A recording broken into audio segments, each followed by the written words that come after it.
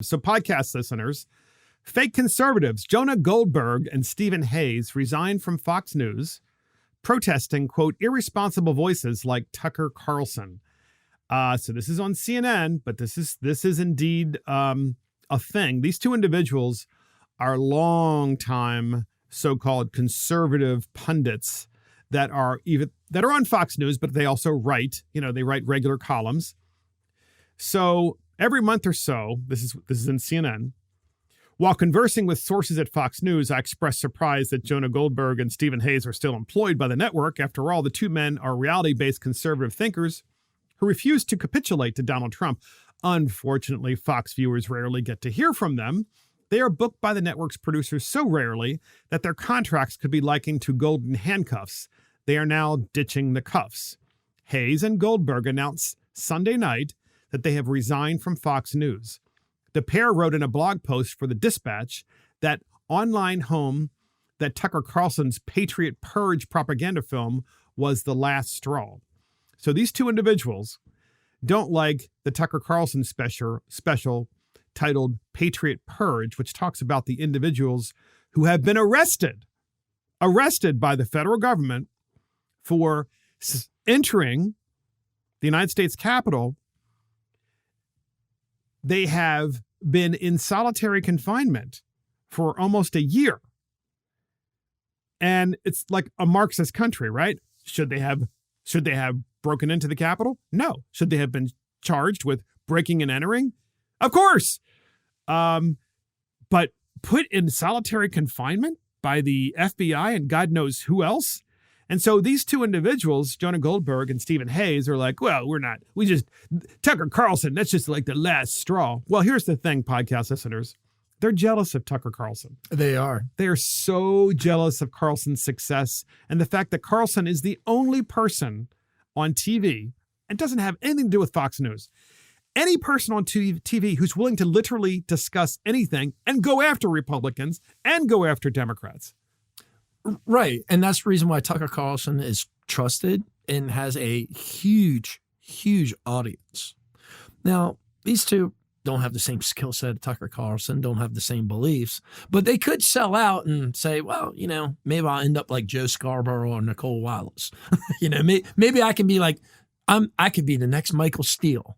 And they could absolutely sell out and do that. And that happens a lot, unfortunately, on the right, where people feel more comfortable cutting on themselves than they actually do,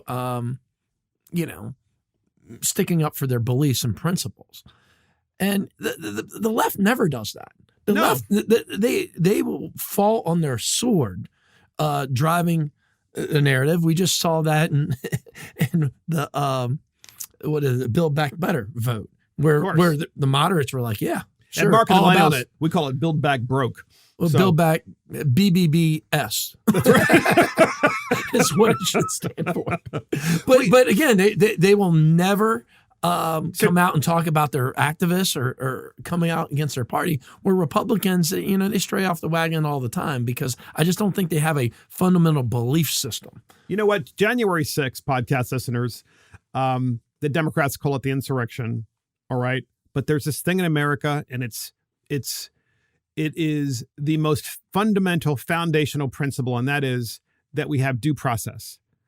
And how can you have due process when you are a political prisoner in prison for a year, and you are almost a year, and you are in solitary confinement, and your relatives can't reach you or talk to you or find out the conditions that you're being held in, and you haven't been necessarily charged with a specific crime, and what the heck is going on? And you got Stephen Hayes talking about this, saying, well, Tucker Carlson should never have done that, because due process doesn't count. And Jonah Goldberg saying the same thing.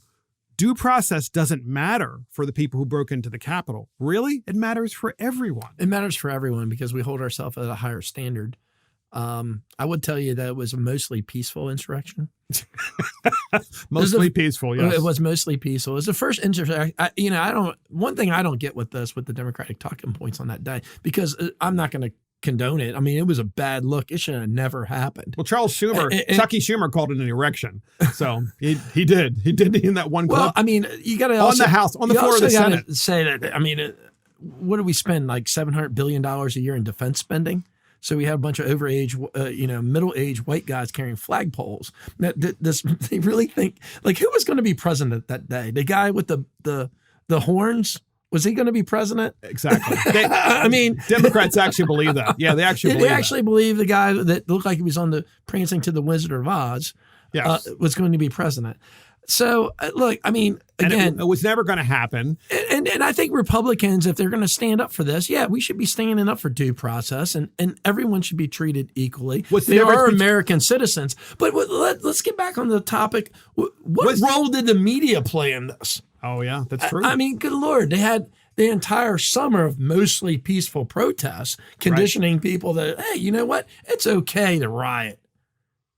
And this is all tied to the Kyle Rittenhouse trial, too, as far as I'm concerned, because Jonah Goldberg and Stephen Hayes, who just resigned from Fox News, are like, well, we don't like Tucker Carlson's special called Patriot Purge because he's looking at this in an objective way, and that's not the way you're supposed to look at it. Meanwhile, we have the Kyle Rittenhouse trial, and the same group of fake conservatives and illiberal media outlets are calling Kyle Rittenhouse a white supremacist as well. But at least Kyle Rittenhouse had his day in court and he had due process. These individuals... No, they haven't had due process. No. They haven't been looked at.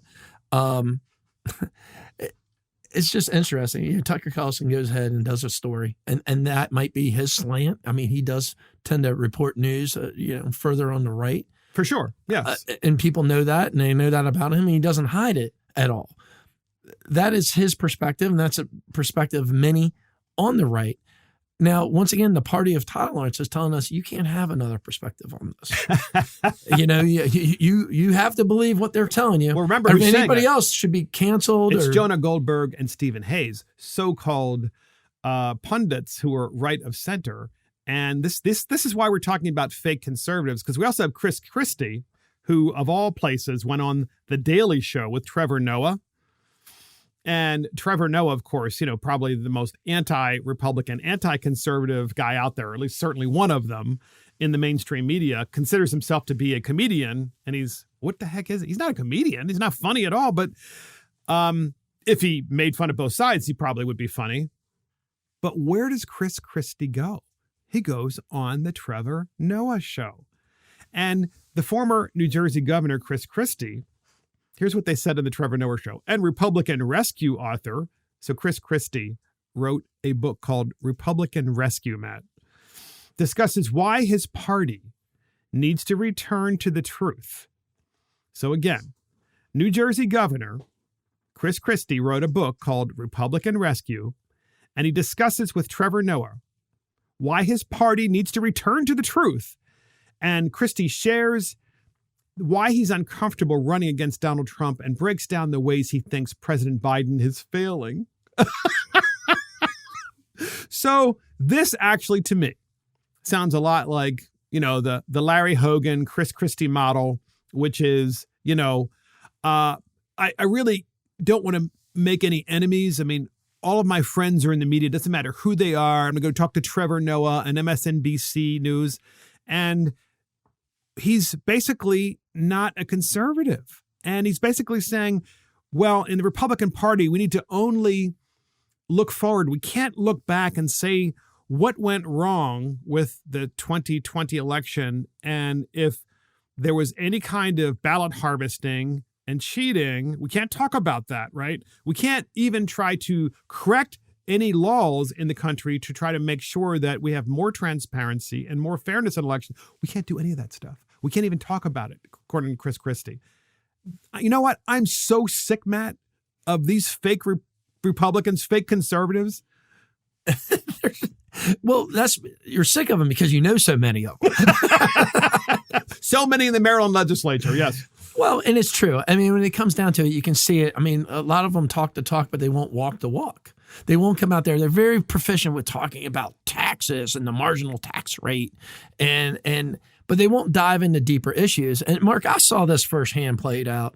I went down to Georgia and actually went campaigning on the ground down there. For the 2 U.S. senators that were running for re-election in last January, year. because, we're over in the East Coast and Maryland. There's not a lot of national politics. There's a lot of national politics, but not competitive national races in this state. And I wanted to go down and get the experience I wanted to see what was going on down there firsthand, and took a trip down there. And I remember the responses of Kelly Loeffler and David Perdue. And on one side, they were being called white supremacists. They were, just being like tore apart by the media. Of course. And then they would come out and the Republican candidates would come out and talk about the marginal tax rate. Which, of course, most people don't even know what that means. Yeah, they were talking about marginal corporate taxes.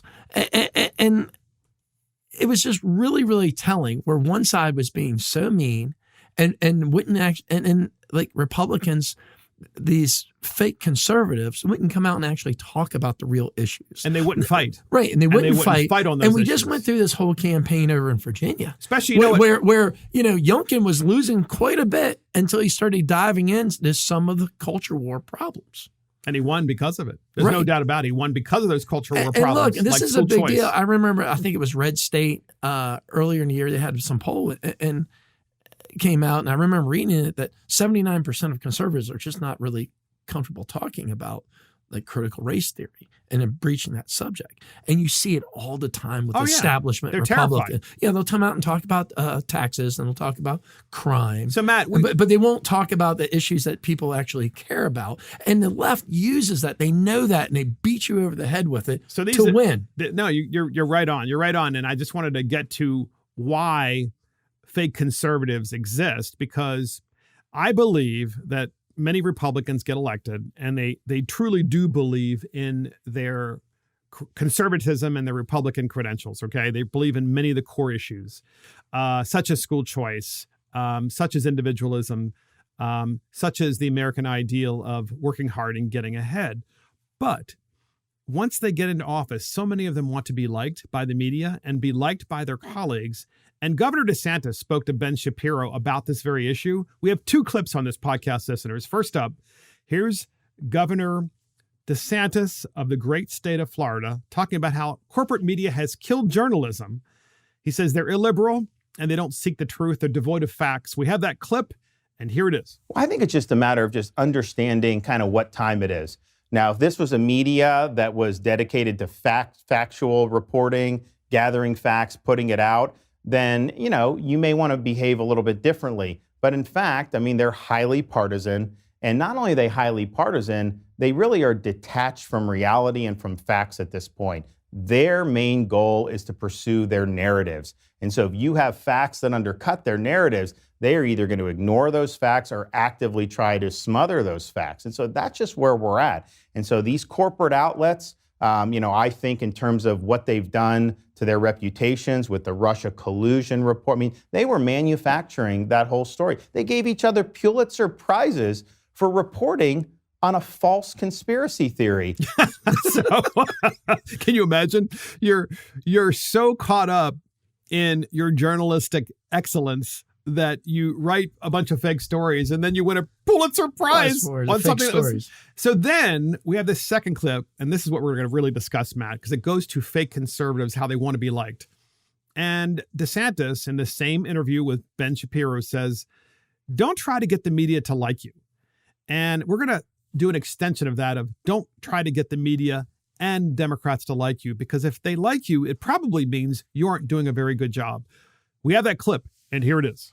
And so, if you had asked me 10 years ago about the media, I wouldn't have said they were our friend, but I'd say, they have a liberal bias. You got to be careful of that. But now you just got to understand those corporate outlets are so untethered from the truth. They are so highly partisan that's the way you have to treat them. And so when they're trying to pursue narratives, I don't let them get away with it. If they're trying to just get information to try to do a hit piece, I don't let them get away with it. And the thing is when you have the facts on your side, it's very difficult for them because a lot of them, all they do is recycle whatever the narrative du jour of the day is. But I would say Republicans have to understand, don't try to get these people to like you, okay? That's not what they're going to do. You got to understand what their role is. So podcast listeners, I have to say this to you. One of the things I'm very proud of is not just that DeSantis has said this publicly, but this is something that I have to say that I'm very proud of, that I've been saying for a long time. And that is, so many of the colleagues that I serve with and so many of the colleagues that I know, not all, but so many of them are preoccupied with getting the other side to like them. And the first thing they'll say to you is, oh yeah, well, the Democrat on the other side of the aisle, he and I are just the best of friends. We're just really good friends. And the problem with many of these individuals, it's not that you can't be friendly, podcast listeners. It's not that you shouldn't try to create relationships with people on the other side, because you should. It's the idea that you sometimes are afraid of taking them on with respect to policy. And the idea is to win this war. The idea is not to, as far as I'm concerned, if they don't like me, I'm probably doing something right on policy, okay? Because they don't like our policies. And if they don't like our policies, based on what we're hearing in the media and based on what we hear in the legislature, Matt, do they really like you? I think some do. And I think what's getting more screwed up as we're moving ahead here is so many don't, because they're radicalized on their side. I can tell you that our elected jobs, I mean, it's not like when I first got to the legislature, and that was only 8 years ago. So you're seeing this like divide. Part of that, what has always intrigued me is, I always say that I could walk into a room with just about anyone, delegate or Democratic colleagues, and you could work a deal out if it was just me and them in the room. The problem is they leave the room and now they're accountable to their activists that put them there. And then, the deal's off so many times. Even if it makes sense. If it makes sense. Correct. Now, Republicans and fake conservatives, they have an issue where they think they need to bow down because I got to get stuff. I got to get my bill, I got to pass my bill. I got to pass my bill. I can't have anybody. I have to cut a deal. Yeah, I have to cut a deal. When you're sitting there looking at it, it's like, well, if the bill was so good and it would stand on its own merit, why would you have to cut a deal? It's about doing right, what's right, not about cutting a deal. And I think that's where a lot of Republicans get screwed up. I would also say constituents that elect these guys. The one thing I noticed different on the Democrat side versus Republicans is Republicans will elect a guy that comes out during an election that says everything right. And then they go away to do something else. That's because you elect one of you and send them off to be one of them. Yes. And you always hear like Republicans, like it'll be whatever. Well, however religious serve, they'll say like, well, you know what? He was such a good guy. I don't know what happened to him.